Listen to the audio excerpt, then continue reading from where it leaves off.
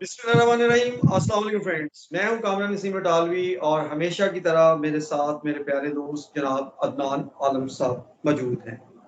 अदनान साहब, आज के जो मौज़ूआत हैं वो सिर्फ दो ही बातें हैं और बड़ी अहम हैं और उनमें से अहम तरीन, इमरान खान साहब अब जेल में जा चुके हुए हैं और आपको सोशल मीडिया और यूट्यूब जो है ना वो भरा हुआ नज़र आ रहा है।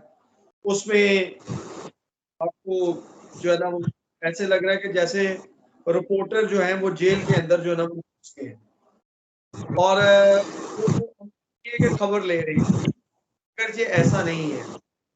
और इमरान खान साहब ने हुकूमत से रिलीफ मांग लिया है और वो चाहते हैं कि उन्हें जो है वो एक लाश फौरन दे दी जाए और जो अटक जेल से अडयाला मुंतकिल कर लिया जाए। दूसरा अहम तरीन जो हमारा मौजूद गुफ्तगू है वो है निगरान हुकूमत का आना और मौजूदा हुकूमत का खात्मा। तो इसके हवाले से बहुत सी जो है ना अफवाहें गर्दिश कर रही हैं, क्योंकि इमरान खान साहब की गिरफ्तारी के बाद जो है ना बहुत से लोगों ने, बहुत से जो सियासी पंडित हैं, उन्होंने ये पेशगोई की है कि जो है ना वो इंतखाबात जो है वो डिले की तरफ चले जाएंगे। तो सबसे पहले, क्योंकि ये दोनों मौज़ूआत आपस में इंटरकनेक्टेड हैं, तो पहले मैं इमरान खान साहब के रिलीफ की तरफ आता हूँ। बताएं आप क्या कहना चाहेंगे? शुक्रिया बटालवी साहब। हमारे यहाँ ये रिवायत है कि जब भी कोई सियासतदान गिरफ्त में आता है, गिरफ्तार होता है, तो हमें नॉर्मली देखने में यही आता है कि जेल में अज़ीज़ों, तकलीफ़ों और मुसीबतों के जो है वो पहाड़ शायद उस पे टूटना शुरू हो गए हैं और ऐसी बहुत सी खबरें हमारे सामने आना शुरू हो जाती हैं। इसके अलावा बीमारी, ये मसले मसाइल भी सामने आना शुरू हो जाते हैं। सियासतदानों के साथ ये हमारे यहाँ एक आम रिवाज है। तो तहरीक-ए-इंसाफ के चेयरमैन जब से गिरफ्तार हुए हैं, तब से जो है वो ज़ाहिर है उनके चाहने वाले तो इस तशवीश में हैं कि वो कैसी ज़िंदगी वहाँ गुज़ारेंगे, कैसे रात गुज़ारेंगे, कैसे दिन गुज़ारेंगे। जबकि तहरीक-ए-इंसाफ के चेयरमैन जो कि जिहाद के लिए निकले थे और रियासत मदीना के अलमबरदार थे, उनकी तरफ से जो है मुख्तलिफ अदालत तरह वो कह रहे हैं कि मुझे हुकूमत भी कुछ सहूलियात फ़राहम करे, जो मेरा हक़ है शायद। तो ये एक तो ये इम्तियाज़ देखना पड़ेगा हमें कि एक आम इंसान, एक आम आदमी के लिए और सियासतदान के लिए कानून पर अमल दरामद का तरीक़ेकार एक जैसा नहीं है और क्यों नहीं है। दूसरी चीज़ एक और फैक्टर है कि कुछ सियासतदानों की गिरफ्तारी पर हमने देखा है कि गैर मुल्की की लॉबी जो है उनकी वो काम करना शुरू कर देती है। तो यहाँ भी 2 ममालिक हमारे ऐसे हैं पाकिस्तान के, जिनकी कभी भी पाकिस्तान के लिए अच्छी सोच, अच्छी नज़रिया नहीं रहा और वो इस वक़्त बहुत तशवीश में हैं तहरीक-ए-इंसाफ के चेयरमैन की गिरफ्तारी पर और ये भी पॉसिबल है कि वो जो है मुदाखलत की कोशिश करें किसी रास्ते से। लेकिन इस वक़्त देखना ये है कि हमारे अंदरूनी इदारे, जो मुल्क के अंदरूनी इदारे हैं, वो किस हद तक रिलीफ़ देते हैं। मैं बात सिर्फ़ सहूलियात की करूँगा कि यहाँ पे ये इम्तियाज़ी सलूक क्यों हमने रवा रखा हुआ है कि आम आदमी जो है, वो जब कानून की गिरफ्त में आता है, तो उसके साथ जानवरों जैसा सलूक होता है। उसके लिए कोई सहूलियात नहीं होती, बल्कि मैंने तो देखा है जेलें जो है वो क्राइम की नर्सरी हैं। वहाँ पर जाने के बाद वो और ज़्यादा बदज़न हो जाता है और उसके अंदर और ज़्यादा बुराइयाँ जन्म ले जाती हैं। अच्छा, जबकि हम देखें सियासतदानों को, तो उनके पास अब आपको याद कि मैं इनका एसी बंद करवा दूँगा, उतरवा दूँगा। इसका मतलब है कि जेल में एसी बंद। अभी कुछ तस्वीरें चल रही हैं सोशल मीडिया पर, जैसे आपने बताया कि रिपोर्टर हज़रत शायद जेल के अंदर बैठे हैं, वो सारी फ़ेक तस्वीरें हैं। मैं उनकी तकदीर करता हूँ। कोई तस्वीर जो है उसमें से हकीकत पर मबनी नहीं है। ये जो तो मैट्रेस पर सो रहे हैं, ये ऐसी ये सब लोग शेयर करें, ऐसा कुछ नहीं है। हमें इस पे देखना होगा, जहाँ हमने ये कानून बना रखे हैं सियासतदानों को पकड़ने के, तो हमें ये भी रखना चाहिए कि उन कानूनों पर अमल दरामद करवाने के लिए भी हमारा रहे, शायद मेरे और एक सियासतदान में के कानून में बहुत ज़्यादा फ़र्क है। अब जहाँ तक रिलीफ़ की बात है, तो रिलीफ़ तो इन्हें मिलना है। ये तो कतई बात है कि इसमें कोई ऐसे मुज़ायका नहीं। तो इंशाअल्लाह ताला वो बाकी सहूलियात भी आहिस्ता-आहिस्ता इनको मिल जाएँगी, क्योंकि हम तो देखते हैं एक वक़्त में नाअहली भी शायद खत्म हो ही जानी है। अभी वो कहते हैं ना, अभी तो वो इश्क के इम्तिहान और भी हैं। ये तो आगाज़ हुआ है। अच्छा, मैं आपसे अदनान साहब बातें की हैं कुछ, उसके हवाले से मैं ये बताना चाहूँगा कि सबसे पहले आपने कहा कि आम आदमी में और जो है ना वो ख़ास आदमी में जेल के अंदर भी जो है ना इम्तियाज़ सलूक होता जाता है। तो मेरे नज़दीक ये है कि अशराफिया जो है ना बहुत ज़ालिम है। उसने जेल के अंदर भी जो है वो दोहरा म्यार अपना रखा हुआ है कि आम आदमी जब अंदर जेल में जाता है तो तब मामला और हैं, और जब खास आदमी जाता है तो साथ ही जो ना रिलीफ पे रिलीफ मिलना जो है वो शुरू हो जाते हैं। तो यही हाल जो है वो अब पहले नवाज शरीफ साहब के अलावा बीबी भी थी, जरदारी साहब भी थे, हर एक के साथ अगरचे जो है ना उनको इतनी रैपिडली जो है ना प्रोटोकॉल नहीं दिया गया, इतना उनको जल्दी बी क्लासेस के अंदर मुंतकिल नहीं किया गया, जितना इमरान खान के फॉलोअर्स उनके लिए परेशान है कि जल्द अज जल्द जो है वीवीआईपी प्रोटोकॉल जेल में दिया जाए। अगर ये ऐसा नहीं होता, लेकिन आज आपने सुना होगा कि चीफ जस्टिस जो ना वो इस्लामाबाद हाई कोर्ट की तरफ से ये कहा गया है कि उतना ही फीस मिलेगा जितना जेल के बाई लॉस के मुताबिक है, तो उतना ही मिलना है। इसके अच्छा, अलावा इसमें डॉक्टर साहब ये बात आपकी दुरुस्त है कि शराफिया जो है वो उनका अपना ही तर्ज जिंदगी तो था, अब उनके कानून भी अपने हैं, उनके रस्म किस्मती यही है कि हमारा माशरा तकसीम होकर रह गया हुआ है। इसी की वजह से सब कुछ देखने में आ रहा है और मैं ये कहूँगा जहाँ तहरीक इंसाफ के चेयरमैन ने लोगों की सोच को तकसीम किया था, कौम को तकसीम किया था। अब आज आपने एक प्रोग्राम में पिछले में बात की थी कि अब वो एक सही प्रोसेस की तरफ जाना शुरू हुए हैं। शायद अब वो एक सही सियासतदान बन सकें। तो अब ये जो चीज़ें सामने आ रही हैं मुझे लगता है करीब हम देखेंगे कि उन्हें जेल में कोई बीमारी भी आ सकती है, वो हॉस्पिटल भी मुंतकिल हो सकती हैं। ये वही सारी चीज़ें हमारे सामने जो है वो पर्टिकुलरली आना शुरू हो जाएँगी, जैसा कि हम रवायती सियासतदानों का देखते रहे हैं। तो वो लेकिन जो हट अदनान साहब ये चीजें तो मियाँ साहब भी कर चुके हैं, जरदारी साहब भी कर चुके हुए हैं, और हर वो सियासतदान चाहे वो शर्जील मेमन है, चाहे वो कोई भी है, बेशुमार लोग आपको नजर आएंगे, एक लंबी फहरिस्त नजर आएगी जिन्होंने जो जेल में जाते ही जो ना 100 किस्म की बीमारियां अपने अंदर जो ना उनको उनका इजहार कर दिया कि मुझे ये भी है वो भी है, और रिलीफ लेने के बाद वो बिल्कुल हट्टे कट्टे होते हैं। वो जो एक दावा था एक तहरीक इंसाफ के कारकुनों का कि हमारी लीडरशिप बड़ी मुख्तलिफ है दूसरे लीडरों से, तो हमारे पास एक बहुत मुनफरिद एक सोच वाला रहनुमा मौजूद हो गया, एक आलमी मेयार का इस्लामी दुनिया के लिए रहनुमा जो है वो तैयार होकर सामने आया है। तो ये तो जिनको चोर कहते थे वही चोरी का केस इन पे पड़ गया है, और जिस किस्म के हीले बहाने ये दूसरों के सुनाते थे वही ये खुद लगा रहे हैं, वही सहूलियात मांग रहे हैं, वैसा ही अच्छा, सियासी माहौल है। तो वो फिर ना वो एक क्या जुमला बयान करते हैं, उनका तजुर्बा कैसा रहा? क्या वही इमरान खान होगा पहले वाला ढंग के साथ, कोई सबक सीख कर आएँगे वहाँ से? ये उनके रिहा होने के बाद ही पता लगेगा, जो कि लग रहा है कि आइंदा चंद दिनों में शायद उन्हें कोई रिलीफ मिल जाएगा। ठीक है। अच्छा, दूसरा आपने मुल्कों का बताया कि 2 मुल्क बड़े परेशान हाल हैं, और मैं इस चीज़ की गवाही देता हूँ कि इंडियन मीडिया तो ऐसे सर पकड़ के बैठा हुआ है कि जैसे उनका कोई कौमी नुकसान हो गया बहुत बड़ा, और वहाँ उनका पर कोई देव आप वो जी क्या कह रहे हैं?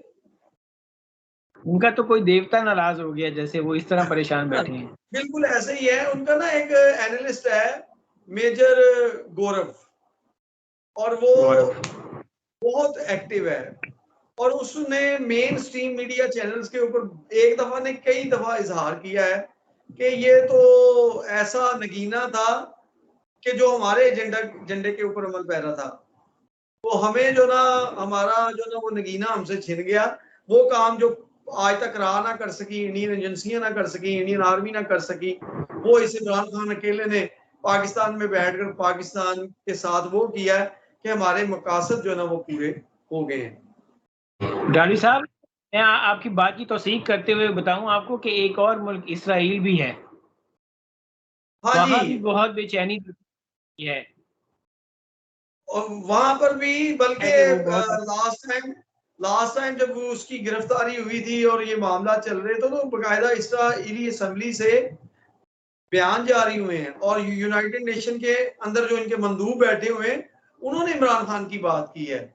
तो वो आगे से जो पाकिस्तानी हुकूमत की पॉलिसी थी वो बड़ी जबरदस्त थी। उन्होंने कहा कि तुम तो खुद जो ना वो खैर से लेकिन एक फलस्तीनियों के जी जी मैं एक बात कहना चाहूँगा राठी साहब, जो भी जैसी भी सूरत हाल है, अब इमरान खान साहब हत्थे चढ़ गए हुए हैं, तो ये देखना चाहिए कि हमें किसी भी ऐसे सियासी इख्तलाफात की रोशनी में कोई रंजिश ऐसी नहीं पैदा करनी चाहिए, कोई ऐसे इक़दामात, कोई ऐसे अमल नहीं करने चाहिए, जिससे किसी को तकलीफ़ पहुँचे या कोई मुसीबत में आए, क्योंकि ये वक़्त किसी पर भी आ सकता है।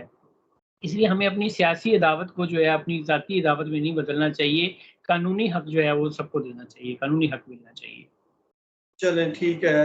अच्छा अदनान साहब, अब ये तो चलें उनके रिलीफ की बात हो गई। निगरान हुकूमत के हवाले से जो बहुत सी चहमगोइयाँ चल रही हैं, उसके हवाले से आपका क्या कहना है? आप के जो है ना वो डाकिया क्या कहता है? देखिए सबसे आम खबर तो ये है कि ये हुकूमत जा रही है और ये पहली बार ऐसा हुआ है कि जाते हुए किसी वज़ीर-ए-आज़म को जो है वो एक आर्मी प्रोटोकॉल दिया गया है। आपने आज शायद ये जीएचक्यू गए हैं वज़ीर-ए-आज़म शहबाज शरीफ साहब और उन्हें गार्ड ऑफ ऑनर पेश किया गया है। तो ये बड़ी एक एज़ाज़ की बात हो गई इनके लिए कि ये जा रहे हैं, इन्हें आशीर्वाद हासिल है। इसका मतलब ये एक मैसेज है कि हुकूमत जो थी वो एक पेज पर थी उनके साथ, इदारे उनके साथ थे और शायद आगे भी ये हमें देखने में मिलेगा। लेकिन आप कुछ बातें कुछ आप सवाल आप ये कहना चाहते हैं कि ये एक नए पेज की तजदीद है? हाँ, ये भी कह सकते हैं। लेकिन कभी भी कुछ सवाल बाकी हैं, जो ये हुकूमत छोड़कर जा रही है। देखिए इतनी महँगाई और जो इससे काम पैदा नहीं हो सकता माशी तौर पे शान है। फिर आईएमएफ ने जो प्रोग्राम हमें दिया हुआ है, उस पर अमल दरामद करना है और वो आईएमएफ ने जो प्रोग्राम दिया है, क्या ये आईएमएफ का प्रोग्राम चल पाएगा और इस पर अमल दरामद होगा या आइंदा दिनों में किसी और सख्त शराइत के साथ हमें आईएमएफ के प्रोग्राम पे अमल करना है? सवाल ये हुकूमत छोड़कर जा रही है। सियासी तौर पर तो ये अपने आप को समझते हैं कि इन्होंने कोई ऐसा कारकर्दगी नहीं दिखाई, ये अपने आप को दफ़न करके जा रहे हैं। लेकिन रियासती इक़दामात को वो समझते हैं कि हम फ़ातेह बनकर जा रहे हैं। बिलावल भुट्टो साहब ने जो अपनी आखिरी तकरीर असेंबली में की है, वो मायूस कुन तकरीर थी। मैं नहीं समझता उसमें कोई ऐसी बात थी। उन्होंने वाज़ेह तौर पे मायूसी का इज़हार किया है कि वो बतौर इत्तेहादी कोई अच्छा काम नहीं कर सके। देखिए इमरान खान की गिरफ्तारी और निगरान वज़ीर-ए-आज़म का ना रहनुमाओं से भी आईएमएफ के वफ़ूद की मुलाकातें हो रही थी। ये बराह रास्त तल्लक था। अब इस वक़्त हमारे पास ये जो सामने सूरत-ए-हाल रखी जा रही है कि एक मईशतदान बतौर निगरान वज़ीर-ए-आज़म अगर आएगा, तो वो मुल्क की मईशत को शायद जो है वो गिरने नहीं देगा या जिस सतह पर ये समझते हैं ये ले आए हैं, तो वो यहाँ खड़ा रखेगा। ये बहुत कड़ा इम्तिहान है निगरान हुकूमत का, चूँकि वक़्त भी ज़्यादा मिल रहा है उनको और इलेक्शन अभी वज़ाहत सामने नज़र नहीं आ रहे, कुछ डिले है। इसलिए मईशतदान नहीं, मैं समझता हूँ कि किसी टेक्नोक्रेट की ज़रूरत थी इस वक़्त एज़ ए वज़ीर-ए-आज़म, हमें देखना चाहिए था। बतौर मईशतदान तो हम पहले ही बहुत से तजर्बे करके बैठ चुके हैं और अब जिन मईशतदानों का नाम लिया जा रहा है, उनसे हमने वापस जा चुके हैं। तो ऐसा नहीं होना चाहिए फिर कोई अमेरिका से आए अपना बैग लेकर और कुछ अरसे के लिए हमें वो लॉलीपॉप दे के तो फिर वो वापस अमेरिका चले जाएँ। अच्छा ये देखना बड़ा ज़रूरी अदनान साहब, एक चीज़ है कि अभी इन नामों के अंदर रिटायर्ड जस्टिस के नाम भी हैं, सियासतदान कम ही नज़र आ रहे हैं कि उसके ऊपर ऑब्जेक्शन लगा हुआ है। तो वो बंदा जिसने कई हुकूमतों की फ़ाइनेंशियल नैया डुबोई है, उसमें एक नाम हफ़ीज़ शेख का भी है, जो पीटीआई हुकूमत में भी रहा, जो पीपल्स पार्टी हुकूमत में भी रहा, जो आज आगे एक दो निगरान हुकूमतों में भी रहा। आज तक कोई ज़बरदस्त काम नहीं हो सका। सुनने में ये आ रहा है कि हफीज शेख साहब का भी नाम मौजूद है और शायद ये इसलिए मौजूद है कि आईएमएफ वाले चाहते हैं कि एक ऐसा बंदा आए जिससे वो अपने एजेंडे की तकमील भरपूर तरीके से करवा सके। क्या ऐसी बात मुमकिन है? ये क्या ऐसा एक ये सच है? है कि ये हकीकत है, मैंने आपसे पहले भी कहा कि मईशत दान को लाने की कोशिशें तो ज़रूर हैं ताकि हमारा आईएमएफ प्रोग्राम जो है वो मुकम्मल हो सके और हम ट्रैक पर रहें। लेकिन मैं फिर आपसे कहूँगा कि अगर तो इलेक्शन 3 महीने में होने हैं, तो फिर शायद मईशत दान नहीं आएगा और अगर मईशत दान आता है, तो इसका मतलब है कि शायद आप 3 अगर इससे ज़्यादा डिले है, तो फिर आप कह सकते हैं कि किसी टेक्नोक्रेट या किसी फ़ॉरेन डिपार्टमेंट से किसी ब्यूरोक्रेट को भी लिया जा सकता है। ये भी शुनीद है कि किसी को भी लिया जा सकता है। तो ये ज़रूरी नहीं है, हफ़ीज़ शेख साहब का तजुर्बा तो हम पहले भी उठा चुके हैं और अब उठाने का मतलब ये है कि आप फिर अवाम को बलि का बकरा एक दफ़ा बनाएँगे। मेरा नहीं ख़्याल अगर कि मुझे इसमें यानी कि आपका नहीं ख्याल कि इसमें ऐसी कुछ सदाकत हो? हफ़ीज़ शेख साहब 3 महीने के लिए करामत हो सकते हैं, 6 महीने के लिए नहीं हो सकते, इलेक्शन में अभी टाइम है। अगर ये 6 महीने ठीक तक है। उनको ले गए तो फिर आपकी यानी कि बड़ी सी आपकी जो प्रेडिक्शन है, मैं यहाँ तक पहुँचा हूँ कि आपकी जो पेशगोई है उसमें ये है कि हफीज शेख साहब का मुश्किल है और चूंकि इलेक्शन डिले की तरफ जा रहे हैं और उस डिले की वजह से एक सेमी पॉलिटिकल टाइप बंदा आएगा जो टेक्नोक्रेट भी हो और साथ जो है ना वो पॉलिटिकल माइंडेड भी हो। ये नाम सरप्राइजिंग होगा, आप देखिएगा कि नाम सरप्राइजिंग ही आएगा। जो नाम सामने आ रहे हैं अच्छा, मुझे जो उम्मीद नाम नहीं है आ कि रहे इनमें हैं से उसमें से कोई नाम जी मतवक्को नहीं है, ये सरप्राइजिंग होगा। कोई नाम आया, अगर इनमें से कोई नाम आया तो बड़ी कड़ी शराइत के साथ सामने आएगा, हमारा ठीक बड़ी है। अच्छा रेजिस्टेंस अदनान आएगी साहब, अगर। एक चीज और भी है, इस हुकूमत की कारकर्दगी के हवाले से बात कर रहे थे, मैसेज भी दे दिया गया और आज तक ऐसा तारीख में नहीं हुआ कि एक जो है ना वो ऐसी हुकूमत जो 1.5 साल के लिए आई हो और जाते जाते एक फैक्ट्री की तरह कौमी व सूबाई असम्बलियों के अंदर बिलों की मंजूरी करके गई हो। तो इसके पीछे भी जाहिर है कोई ना कोई इनकी प्लानिंग होगी, या कोई वो जो पेज जिसकी आप जिक्र कर रहे हैं उस पेज का जो है ना कंट्रीब्यूशन होगा कि आने वाले दिनों में ये जो बिल मंजूर हुए हैं उसके ऊपर मनोअन जो है वो अमल दरामद होगा। आपको देखिए, ये जो बिलों का मामला आप बता रहे हैं कि बिल पास हुए, ये तो ज़्यादा है, इलेक्शन में अभी ज़्यादा वक्त जो इन्हें दरकार है, इलेक्शन अपने वक्त पर नहीं होंगे,